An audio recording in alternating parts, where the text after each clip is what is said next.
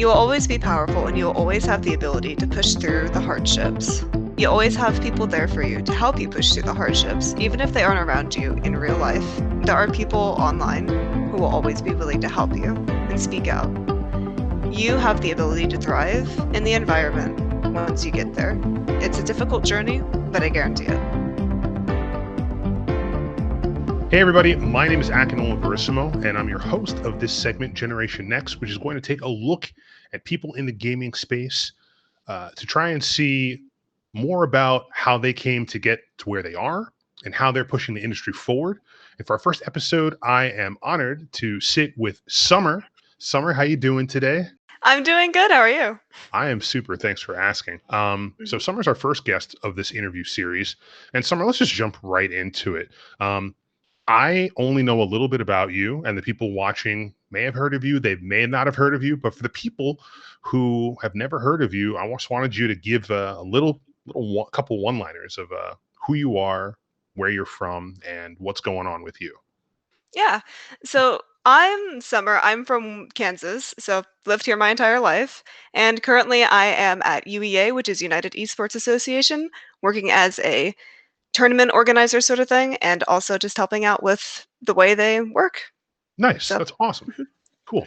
Um, Talk to me a little bit about how you got involved in esports and gaming. Like everybody has a different story, and I'm always interested to see how people got started. So talk to me about your history with video games.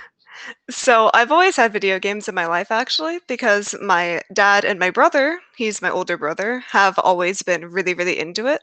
Hmm. And I remember way, way, way, way back when I was, like, younger, there was this one game that we would play called, like, Nappy, I think, or Mappy. It was one of them. It was about, like, a mouse being chased by these cats, and I just kind of I've always been into it, so I would always follow my brother around playing the games that he would or watching him, Hmm. so I would learn more about that and then be able to play it myself with either him or his friends also. In high school, there was, like, the opportunity to, like, get on the Overwatch team because my teacher had started up an esports program for actual credit. So I was like, "Hey, I could jump on that." And I'm here now. Great. I when I went to high school and college, we didn't have any of that stuff, which kind of shows my age, which was not the point of this, but that's okay. I think that the direction that they're going in terms of exposing younger people to esports and gaming is fantastic. So, talk to me about what kicked off your wanting to get involved in esports. So at the time, I was at a regular high school before transitioning into an alternative high school, which allowed me to work at an accelerated pace. And then I was trying to think about the path I wanted to go in life, and at the moment, it was really difficult because I knew I wanted to get into the entertainment industry somehow. I just didn't know exactly where. And I was like, I really like video games. I could try something out with that. And whenever I transitioned into the alternative high school, they helped me get an internship with UEA, which back then it was Midwest Esports. So I've just kind of been sticking with them for a while. Great. As a woman in the space, I understand that having a lot of lady friends in the industry, they experience a lot of crap in terms of their standing in the community, whether they're a quote unquote real gamer. I wanted to talk to you a little bit about any of the struggles that you might have had to deal with being a woman in gaming and how that relates to you today. Yeah. Um, there's been a lot of incidents with that. So I remember I would play CS:GO a lot by myself, and the community there was not welcoming of me being on voice chat for because I sound like a girl. Hmm. And whenever I would speak, they would harass me over that, being like, "Oh, well, you're just this girl. Get off here. Aren't you supposed to be in the kitchen?" And genuinely like harassing me even after games. There was an incident where in the middle of a match, one of my teammates actually DDoSed me, like stopped playing and was just like, "Yeah, actually." That's insane. Mhm. Like they went to such lengths as to make your internet Mhm. life Yeah. even worse. That's ridiculous. I'm sorry that you have to go through that. Um, Yeah. so I mean, obviously, it's not an easy road. It's not a straight and narrow Mhm. road. So, what advice can you give to other people like yourself? Other young girls who will probably have to deal with that at some point, being in the online gaming space. How did you overcome that? The easy way to go about it is to always say block them or ignore them, but that's not always the case because they're everywhere and it's really, Mhm. really difficult. The only way to really combat it at the moment, from my perspective, is for not only yourself, but for other people around you to combat it, to call it out whenever they see it. Because it's not only the responsibility of people like me, it's of everyone. Absolutely. I totally agree. I've unfortunately been in games where girls are flamed just for being a girl, whether or not they're doing really good. They could be hard carrying. Um, we all have bad games, and for men to default to that response of just let's just attack the woman, because women don't play video games, is backwards and just it's dumb. So I have been trying my best to just call it out because people don't like being called out, and as soon as they realize that they're the idiot in the room, they tend to stop it. So you're right. I feel like we all have to do our part to squash that behavior, make it not the norm, so that people don't grow up thinking that this is okay. So that's great that you want to stand up and fight it because sure, if it's not happening, you could just be like, ignore it. It's whatever. This is part of video games. But no, no, that's not the way it should be. I don't think so. Definitely with you on that one.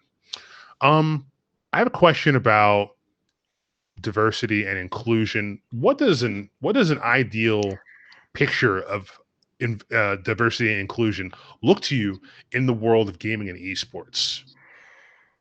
In the world of gaming and esports, diversity and inclusion doesn't have any boundaries for really people that they should exclude, except for like bad people, obviously.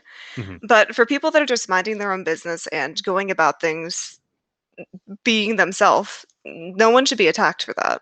Because it's not only necessarily based on your sex, your gender, whatever, it is based on who you are. If you, for example, are if you're a woman, you're going to get attacked. If you sound a certain way, you're going to get attacked. If you don't play exactly the way that someone wants you to, they're going to attack you for whatever you are. So, for me, I feel like people just need to take a step back and reflect on themselves and their behavior. They need to look at themselves and say, hey, what am I doing that could potentially harm someone or drive them away from this community? Because at the moment, it is predominantly male. And if you aren't male, you're going to be harassed. And a lot of the people that are in the gaming industry are also white, from what I see. Hmm. So if your skin color is different from theirs, they're also going to be targeting that.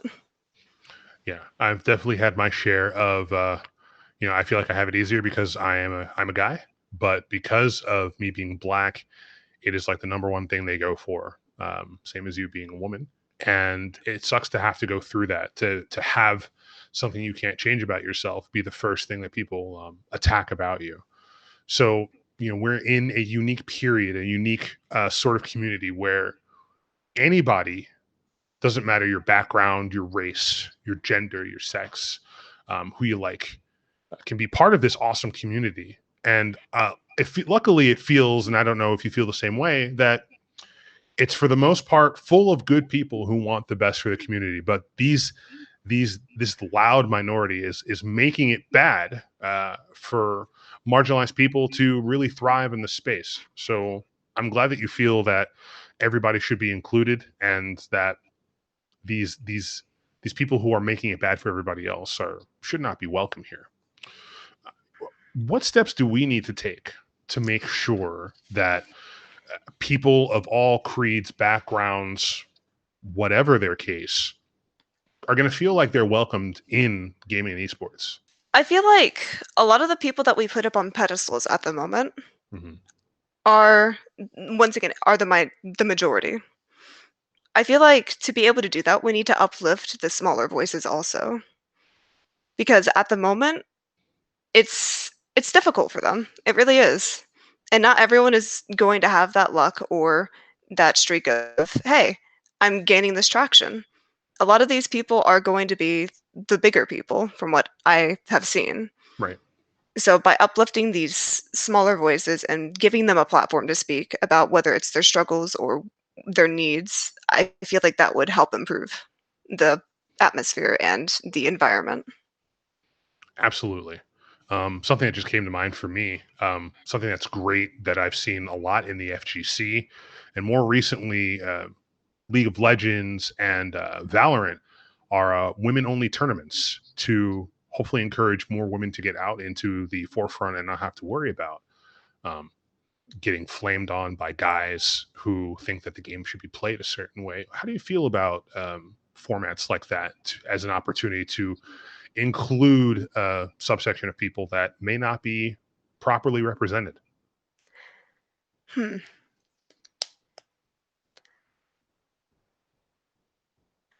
I think I have a few mixed feelings on this Okay. because I feel like it is a good idea to have that space for them, but I don't feel like they should be forced to feel like they have to go into it. I feel like by having them have it, it's great. Like if people want to do that and they want to get into that tournament, that is fantastic. I'm glad that they're getting that voice. I feel like to make them feel as if they have to is wrong though. Hmm. And I'm not saying they are, like making them feel that way or forcing them into that. I feel like it's a good step towards making it a place where more people are going to be accepted by one another. Absolutely. Totally in agreement there. When it comes to inclusion in the space for everybody, some people may have this idea that, okay, this team has like one black person or one woman, so we're checking all the boxes. Meanwhile, the people managing the team might be a bunch of bigwigs. They might be a whole bunch of wealthy white executives. So there might be a skewed look upon, hey, we're being inclusive versus we are pandering. Uh, how do we make sure that we create, proper diversity and inclusion to make sure that we are, you know, like for example, I learned recently that the CEO for Evil Geniuses became a black woman a little while ago, and she was changing the way that things were running around the office. There was an esports player who said some pretty disparaging things about black women, and as soon as that CEO change happened, he got kicked from the organization. Do you feel like more inclusion of marginalized groups in those uh, roles of power are better for the industry overall? I believe so. Because not only is it putting those people in positions of power, but also it's the people that they're going to be looking at.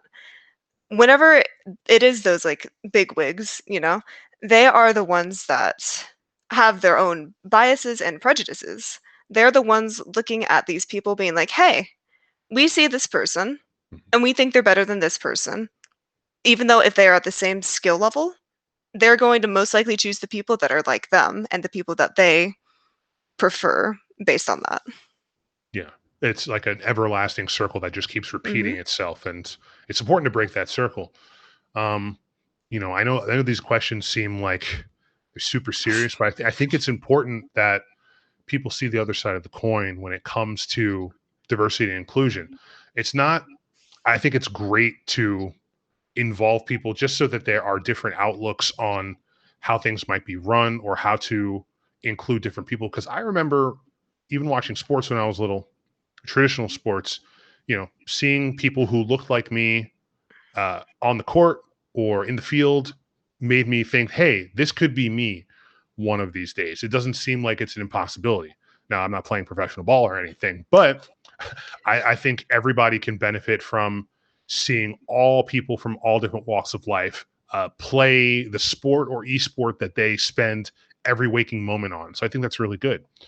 Now, I'm sure that you, in your continually developing esports career, have had some people that have motivated you to be your best. So I was wondering if you could tell me about anybody in your life that has positively impacted you and has inspired you to go the distance. Obviously my family is a big, big part of that. Mhm. They're the ones that have like really been helping me and supportive of the path that I've chosen. My teachers in high school are really, really dear to me also. They helped me out at a really, really hard time. Mhm. So they were the ones that really were like, "Hey, it's okay, even if other people tell you this is like not for you and you can't do this, then you can." you're still early on in your esports career. But if you could go back in time and talk to a projection of yourself without messing up the time space continuum, and give yourself a piece of advice, what would you tell yourself? Mm. Don't underestimate yourself or others. Make sure that you're viewing stuff not from your perspective, but from other people's perspectives. See things how other people see it. Just to wrap up, I've enjoyed the time that you've spent with me today, and I feel like I've learned a lot in terms of your career in the esports community. Um, what's something that we all could be doing to make sure that we are pushing things forward for people like us to, get involved in this community and embrace it and grow from this? Like, is there something that we're doing? Is there something that we're not doing enough of? What would you say that we all need to do? I would say we need to actively seek out and uplift once again those people and Mhm, support them throughout their journey. I feel like by doing that, it's going to bring more people to the table and have different ideas and like different perspectives on what we could be doing.